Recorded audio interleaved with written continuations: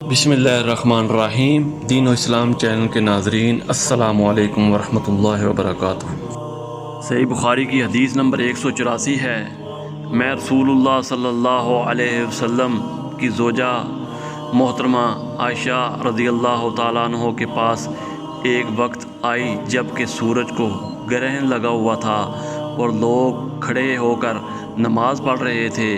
کیا دیکھتی ہوں کہ وہ بھی کھڑے ہو کر نماز پڑھ رہی ہیں۔ میں نے کہا کہ لوگوں کو کیا ہو گیا ہے، تو انہوں نے اپنے ہاتھ سے آسمان کی طرف اشارہ کر کے کہا کہ سبحان اللہ۔ میں نے کہا کیا یہ کوئی خاص نشانی ہے؟ تو انہوں نے اشارے سے کہا کہ ہاں۔ تو میں بھی آپ کے ساتھ نماز کے لیے کھڑی ہو گئی۔ آپ نے اتنا قیام فرمایا کہ مجھ پر غشی طاری ہونے لگی اور میں اپنے سر پر پانی ڈالنے لگی۔ جب رسول اللہ صلی اللہ علیہ وسلم نماز سے فارغ ہوئے تو آپ نے اللہ کی حمد و ثنا بیان کی اور فرمایا کہ آج کوئی چیز ایسی نہیں رہی جس کو میں نے اپنی اس جگہ نہ دیکھ لیا ہو، حتیٰ کہ جنت اور دوزخ کو بھی دیکھ لیا، اور مجھ پر یہ وحی کی گئی ہے کہ تم لوگوں کو قبروں میں آزمایا جائے گا، دجال جیسی آزمائش یا اس کے قریب قریب۔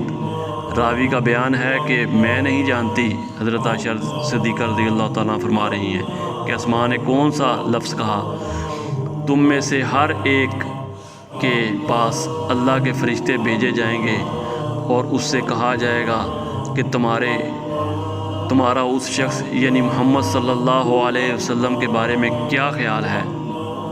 پھر آسمان نے لفظ ایماندار کہا یا یقین رکھنے والا کہا، مجھے یاد نہیں۔ بہرحال وہ شخص کہے گا کہ محمد صلی اللہ علیہ وسلم اللہ کے سچے رسول ہیں، وہ ہمارے پاس نشانیاں اور ہدایت کی روشنی لے کر آئے، ہم نے اسے قبول کیا، ایمان لائے اور آپ کا اتباع کیا۔ پھر اس سے کہہ دیا جائے گا کہ تو سو جا، اور حالانکہ تو مرد صالح ہے اور ہم جانتے تھے کہ تو مومن ہے۔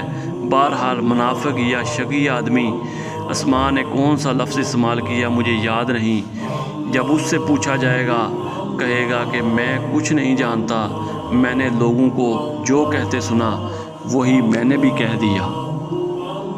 قرآن و حدیث کی تعلیمات کے لیے دین و اسلام چینل کو سبسکرائب کریں۔ جزاک اللہ خیر۔